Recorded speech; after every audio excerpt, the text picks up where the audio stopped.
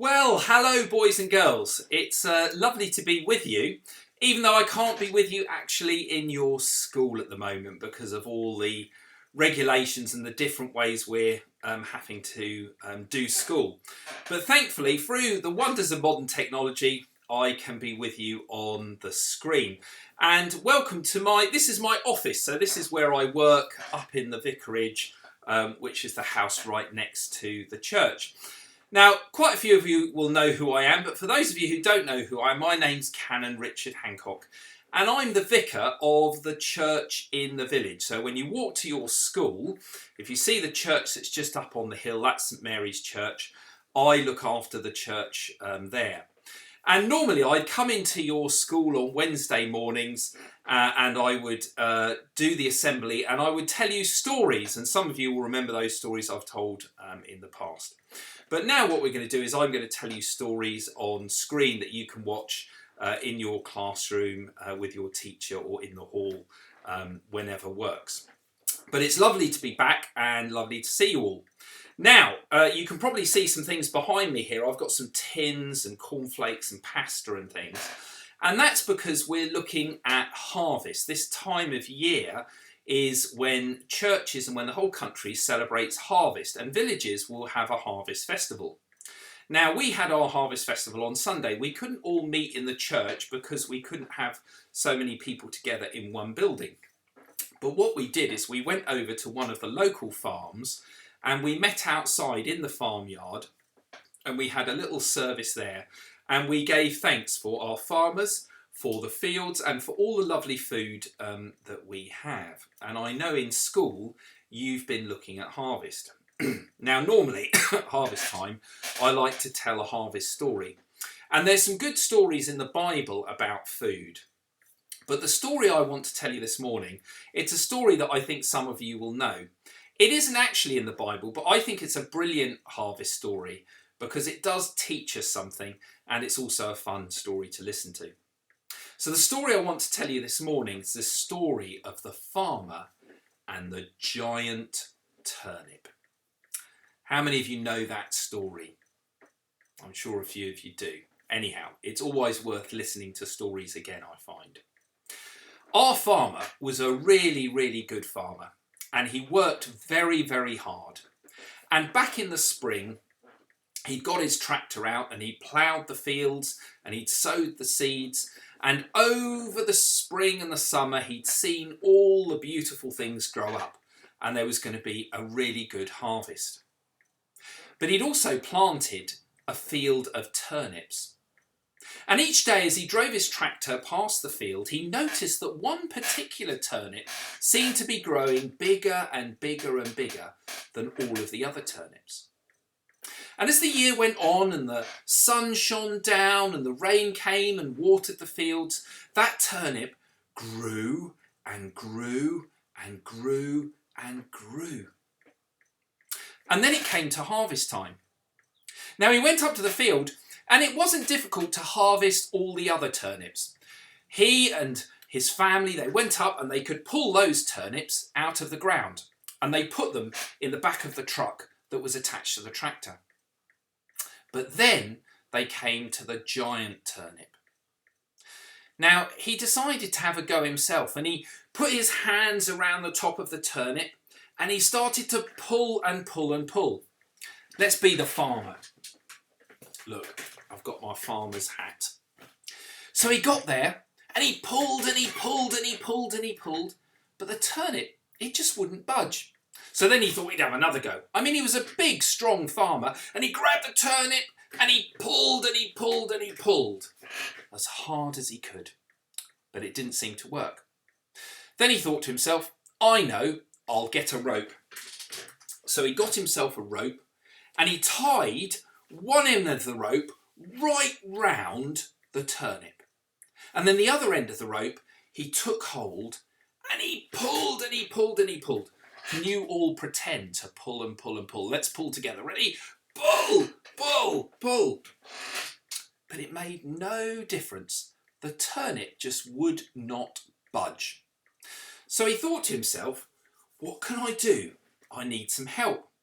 And just then, the farmer's wife turned up. She had been working in one of the other fields, and from the distance she'd seen her husband, the farmer, trying to pull up the turnip. Let's be the farmer's wife. Look, I've borrowed a headscarf from my wife. There we go. So the farmer's wife came up and said, "What's the matter?" And he said, "I can't pull up the turnip." So the farmer and the farmer's wife, they got hold of the rope, and together they pulled and pulled and pulled. But the turnip didn't budge. So they had another go. Can you all pretend to pull? They pulled and pulled and pulled. But the turnip would not budge. So the farmer and the farmer's wife, they stood there thinking about how they could get the turnip up. And just at that point, the farmer's son turned up. "Hello, Dad. What's the problem?" his son said. The farmer said, "Well, son, we've been trying to pull up this giant turnip, your mum and I, and it won't budge an inch." Well, the farmer's son, he was young and fit and strong, and he thought to himself, "I can help pull the turnip up." So they got that rope, and the farmer, the farmer's wife, and the farmer's son, they got hold of the rope, and what did they do? They pulled and pulled and pulled and pulled.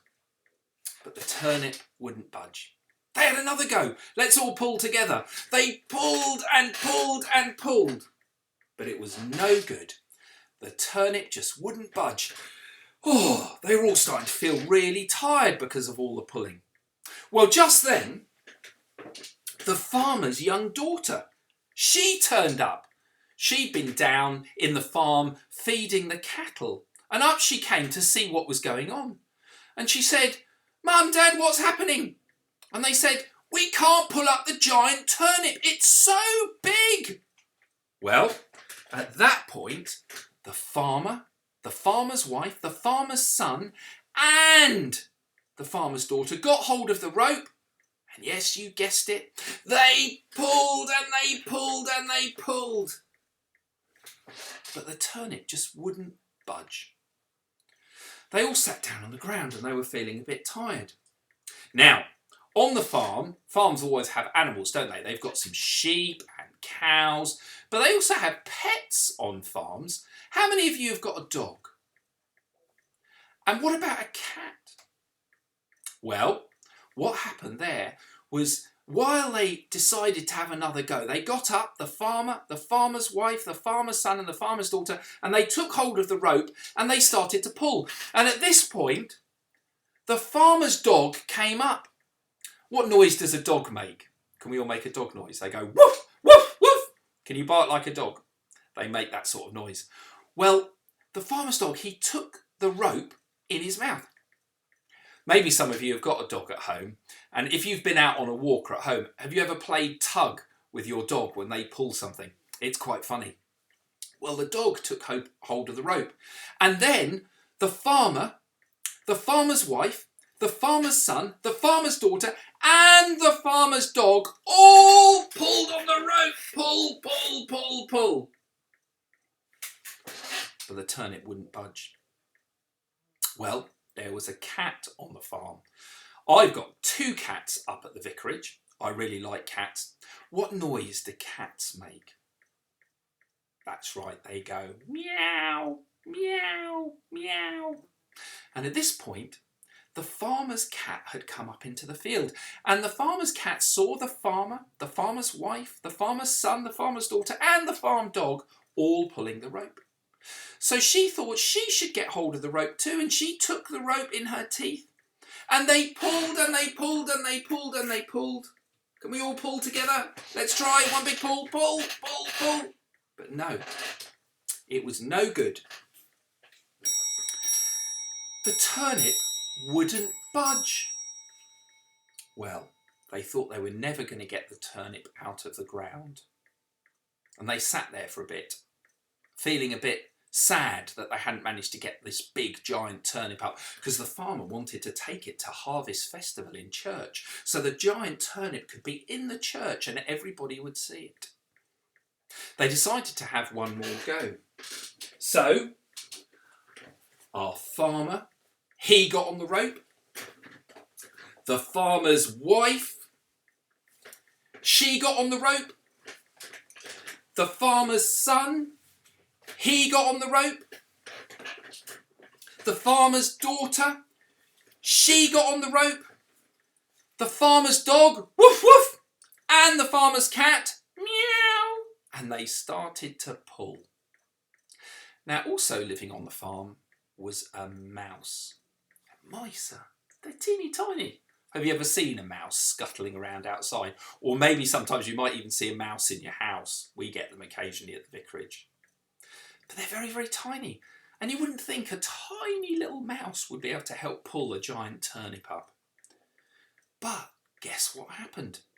When the farmer, the farmer's wife, the farmer's son, the farmer's daughter, the farm dog and the farm cat were all on the rope pulling as hard as they can, the tiny little mouse scuttled up to the end of the rope and he put the rope in his teeth. And as they pulled, he pulled as hard and hard as he could. Do you know what noise a mouse makes? They sort of squeak, don't they? They go, ee, ee, ee, ee, ee. So the mouse pulled and pulled and pulled. And at that point, the giant turnip went pop and out it came. And then the farmer was able to take the turnip and there it was in the church, ready for the harvest festival. Now, I really like that story. It's quite fun. But it reminds me of something that, you know, sometimes you don't have to be big and strong like the farmer to help out. I mean, let's face it, the farmer couldn't pull the turnip on his own, not with his wife, not with his son, not with his daughter, not with the dog, not with the cat. But the tiny, tiny little mouse, he came along and it was his help in the end that managed to help pull the turnip up. And that story always reminds me of how important it is for us all to work together. There's some things in life that we just can't do on our own.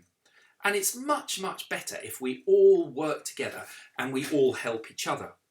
And even though that story isn't in the Bible, I know one thing that Jesus taught us in the Bible, and that was how important it was to all help each other. And in this time when things are a bit difficult, that's really important too. So I hope you like the story of the giant turnip. So how can we maybe help some other people? Well, I've been chatting to your head teacher and I know that you're going to collect some nice food things, maybe like some pasta, or you might have a spare can of baked beans, or some tomatoes, or maybe even a spare packet of cornflakes or cereals. And I know you're going to collect these all in the school, and we're going to collect some of them in the church too. And we're going to take them to a very special place called the Trussell Trust, which is a food bank. And they keep all of this food. And then from time to time, when people are very, very hungry and maybe they don't have enough food in their home, they open their cupboards and there's no food. They know that they can go to the Trussell Trust and they'll give them a parcel of food to make sure that they're not hungry. So that's a way we can all help out. So I hope you can all maybe find a spare can of baked beans or a pack of pasta or something to donate, and we're going to collect all of that up. Anyhow, I hope you enjoyed the story. I'm just going to say a little prayer now for harvest, and if you want to, you can close your eyes. If not, just listen to the prayer. Heavenly Father, we give thanks for this time of harvest. We give thanks for the fields and the farms that are around us, and for all the farmers and those who work on our land. We give thanks for those who harvest the crops, who then take them to the factories and take them to our shops, and for those who cook our food, our mums and dads, brothers or sisters, grandmas or grandpas. And we give thanks for the lovely food that we're able to have. And we also pray for those who don't have enough food. And we hope that the gifts that we collect will go to the Trussell Trust and will help those who feel hungry. Amen. So thanks for listening to my story today. And I'll have some more stories for you in the next few weeks. But in the meantime, I hope you enjoy celebrating and thinking about harvest at school. God bless everybody.